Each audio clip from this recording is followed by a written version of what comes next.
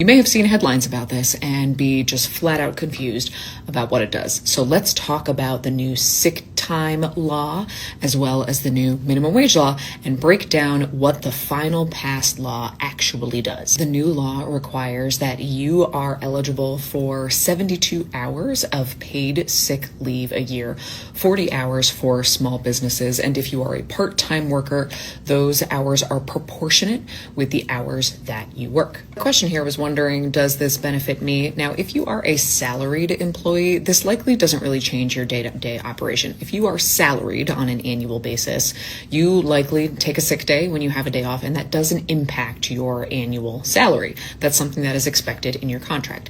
If you're an hourly worker, oftentimes when you are sick, you just have to get somebody to cover your shift and you lose those wages. So this ensures that every worker in the state of Michigan who's full-time has 72 hours per year of paid sick leave. On minimum wage, the big thing to note here is that Michigan's minimum wage will raise over the next few years to $15 an hour by January 1st, 2027. After that, the minimum wage will be indexed to inflation, so it will continue to rise as inflation goes up, making sure that you still have the same purchasing power with your wages.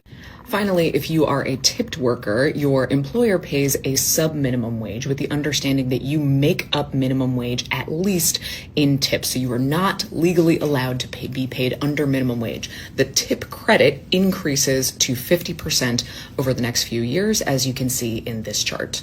To be very clear, and I think this is a common fear or misconception, this does not mean that tipping goes away. Tipping culture is a huge part of American culture, and in other states who have implemented similar legislation, we have seen tipping stay just about the same. So if you are a tipped worker, I would fully expect that your customers would still tip like they always do.